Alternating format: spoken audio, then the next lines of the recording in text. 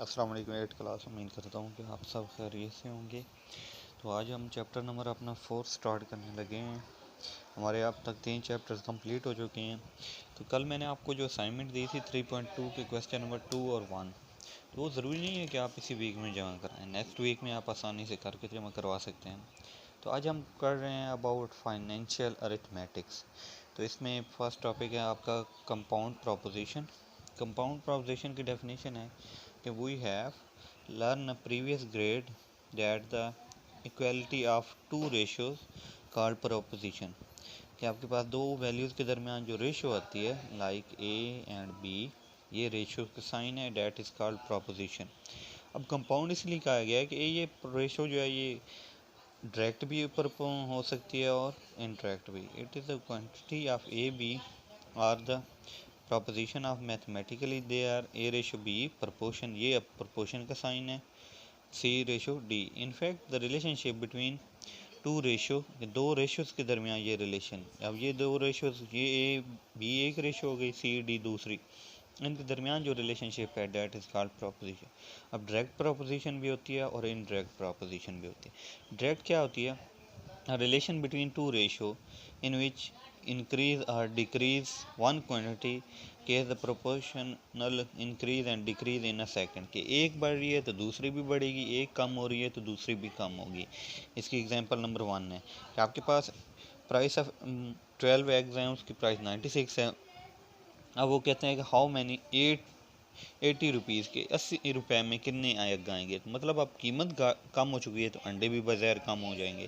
तो ये है डायरेक्ट प्रोपोज। उसके बाद इनवर्स प्रोपोर्शन। इनवर्स का क्या है? इसका उल्टा है कि इसमें एक बढ़ेगी एक चीज़ कम होगी। तो inverse proportion the relationship between two ratios in which increase in one cases and proportional decrease in second cases, vice versa is called inverse proportion। अब इसमें 10 मैन रेशियो फ्रॉम 21 कैंप, तो ये आपके पास कुछ इनकी डेफिनेशंस थी। तो ये इसकी एग्जांपल नंबर 2 दी गई है। Compound proposition, solve the procedure. अब एक्सरसाइज की तरफ इसकी आ जाते हैं। तो इसका क्वेश्चन नंबर जो 1 है वो ये है। हमेशा जब आपके पास क्वेश्चन याद रखें कि जब आपके पास लेबर और उसका बात लेबर से और वर्क की बात आ जाए तो वो इन्वर्स प्रोपोर्शन में काम करेगा। और किसी में चीज़ में किसी कोई चीज़ ख़रीदनी हो, उसकी प्राइस और के दरमियान रिलेशन जो है, रेशो जो है वो पॉजिटिव में आएगा। तो अब क्वेश्चन नंबर 1 है, इसमें वो क्या कहता है कि 30 मैंस रिपेयर ए रोड इन 56 डेज़, कि आपके पास 30 बंदे हैं, वो 56 दिन में एक रोड को रिपेयर करते हैं by making 6 hour daily work in how many days 45 mans. अब बंदे जो हैं वो बढ़ गए हैं, 30 से 45 हो गए हैं। Will repair the same road by working 7 hour. अब टाइम भी बढ़ गया, वहाँ पहले 6 घंटे काम कर रहे थे, अब 7 घंटे काम कर रहे हैं। तो मतलब अब काम जो है वो कम दिनों में मुकम्मल होगा। तो ये क्या है? इनवर्स रिलेशन, कि एक चीज़ बढ़ा दी है, दूसरी हमारे पास कम हो जाएगी। तो अब यहाँ पे मैन, आवर्स एंड डे, ये चीज़ आ गई। अब पहले 30 लोग थे, 6 घंटे काम कर रहे थे, तो उसी रोड को 56 दिनों में रिपेयर करे। अब वो कह रहे हैं कि बंदे हमने 15 बढ़ा दिए हैं, यानी 45 कर दिए हैं, 45 हो गए, वो 7 घंटे काम कर रहे हैं, तो दिन कम हो जाएंगे। अब ये एरो का जो हेड है ना, ये छोटी रकम से स्टार्ट होगा और बड़ी रकम के ऊपर ख़त्म होगा। तो अब ये देखें, अब इसके दरमियान और इसके दरमियान आप रिलेशन देखेंगे, ये दोनों अब एक का एरो जो है ऊपर जा रहा है, एक का एरो नीचे आ रहा है, मतलब ये इन्वर्स रिलेशन है। अब जिस साइड पे एरो का स्टार्टिंग पॉइंट होगा वो वैल्यू ऊपर आएगी बटा के डिवाइड ये, यानी वो नोमिनेटर में आएगी, और जहाँ पे एरो ये ख़त्म हो रहा है, जहाँ पे इसका हेड आ रहा है, वो रकम नीचे आएगी।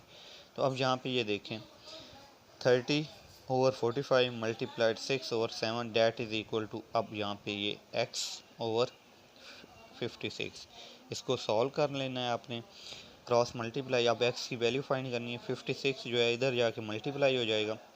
तो मैंने क्या किया है, यहाँ पे 3 2s are 6, तो 3 15s are 45। अब 15 1s are 15, 15 2s are 30।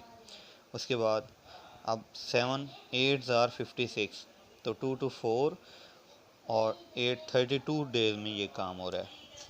अब इसकी एग्जांपल नंबर 2 सेम इसी तरह है, उसमें भी इन्वर्स रिलेशन है, आप करेंगे सॉल्व हो जाएगा।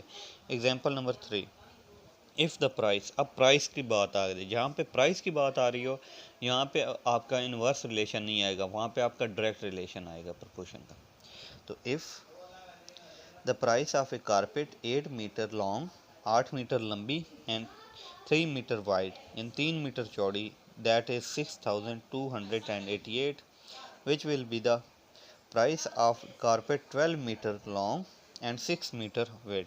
अब ज़ाहिर सी बात है, पहले 8 मीटर लंबी और 3 मीटर चौड़ी कारपेट की कीमत 6288 रुपये थे। अब उसी कारपेट को आपने 12 मीटर लंबा और 6 मीटर चौड़ा कर दिया है, तो उसकी प्राइस, अब ज़ाहिर सी बात है दोनों चीज़ें बढ़ गई हैं, तो length, wide and R S.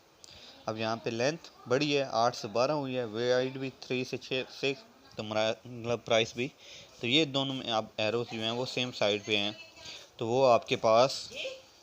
आपके पास ये रिलेशन जो है 8/12 मल्टीप्लाइड 3/6 एंड, तो अब इसको क्रॉस मल्टीप्लाई करके सॉल्व किया तो आपके पास 18,864। अब ये क्वेश्चन जो है वो आप फर्स्ट 5 क्वेश्चन ही रहेंगे, 4 भी इस तरह और 5 भी इस तरह।